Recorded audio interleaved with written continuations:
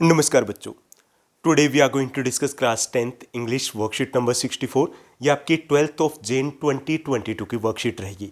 In today's worksheet we are going to continue आज chapter the sermon at Benares. जहाँ तक इस चैप्टर के थीम की बात है, ये चैप्टर लॉर्ड बुद्धा की लाइफ जर्नी पर बेस्ड है। उनकी लाइफ के जो इंपॉर्टेंट इंसिडेंट्स हैं वो यहाँ पर इस चैप्टर के थ्रू हमारे साथ शेयर किए गए। टाइटल को अगर देखें तो यहाँ पे सर्मन जो वर्ड है उसका मतलब होता है किसी रिलीजियस या फिर मोरल टॉपिक के ऊपर स्पीच देना, हिंदी में कहें तो उपदेश देना। और बनारस की बात इसलिए की गई क्योंकि लॉर्ड बुद्धा ने अपना पहला जो सर्मन दिया था, पहला जो उपदेश दिया था, वो बनारस के 10 किलोमीटर नॉर्थ में सारनाथ है, वहाँ पर दिया गया था। तो वहीं से ये टाइटल लिया गया। आज की इस वर्कशीट की अगर बात करें तो यहाँ पे हमें वन लाइन का एक एक्सट्रैक्ट दिया गया, how selfish am I in my grief. और इसी एक्सट्रैक्ट पर बेस्ड रहेंगे हमारे नेक्स्ट 4 क्वेश्चंस। और उसके बाद हमें सेकंड क्वेश्चन में पार्ट ए और बी दिए गए जो कि हमारे शॉर्ट आंसर टाइप क्वेश्चन रहेंगे। और थर्ड जो हमारा क्वेश्चन रहेगा वो हमारा लॉन्ग आंसर टाइप क्वेश्चन रहेगा। तो चलिए सॉल्व करते हैं इन क्वेश्चंस को। तो यहाँ पे फर्स्ट जो हमारा क्वेश्चन दिया गया, read the line from the story. एक लाइन दी गई है जिसको हमें रीड करना है और उसी पर बेस्ड जो क्वेश्चन है जिनको हमें सॉल्व करना है।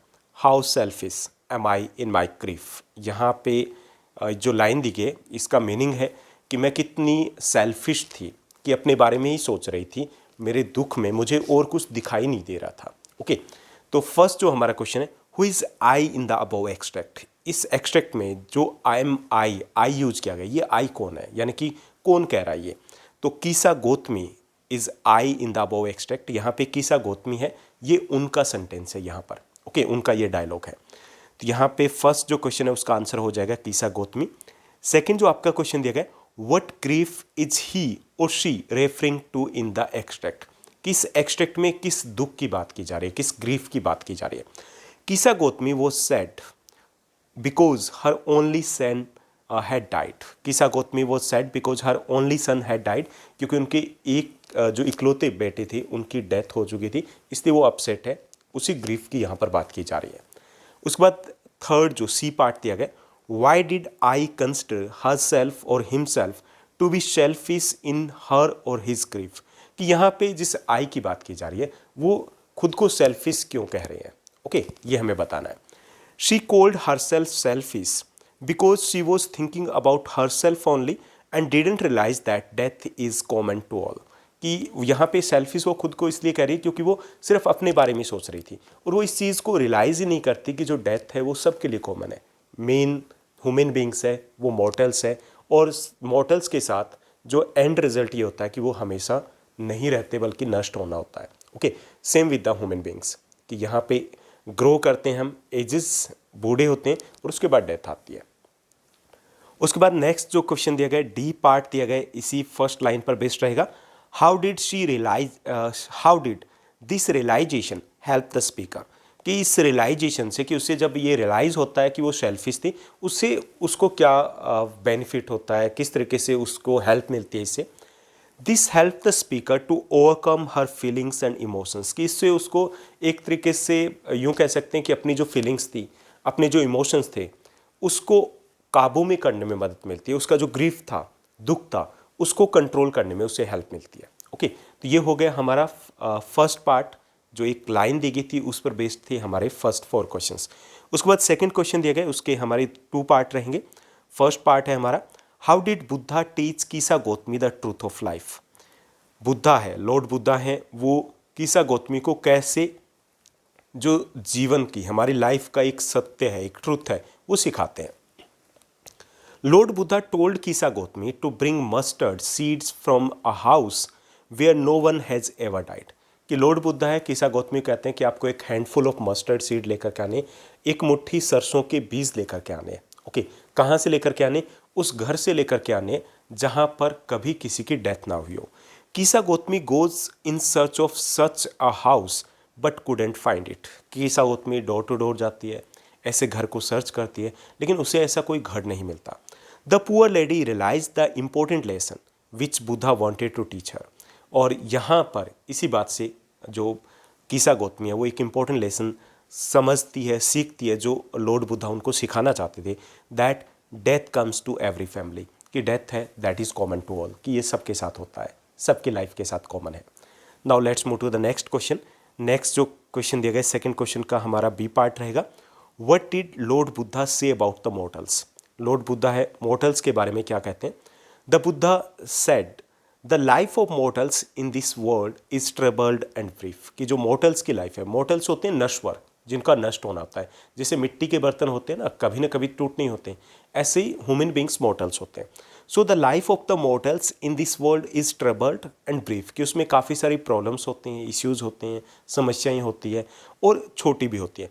कंबाइंड विद पेन, कि उसमें काफ़ी सारे कष्ट, तकलीफ, दुख होते हैं।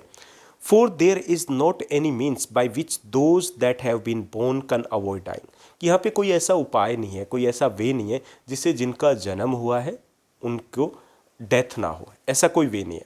After reaching old age there is death and of such a nature are living beings, और जब ओल्ड एज पे पहुंच जाते हैं सबकी डेथ होनी होती है, और ये हमारा लिविंग बींग्स का सभी का ही ऐसा ही नेचर होता है। तो ये जो लॉर्ड बुद्धा का कहना था about the mortals. Now let's move to the next question, third one and the last one of this worksheet. Question दिया गया कि Valli in madam rides the bus, जैसा कि हम पीछे एक चैप्टर को कर चुके हैं।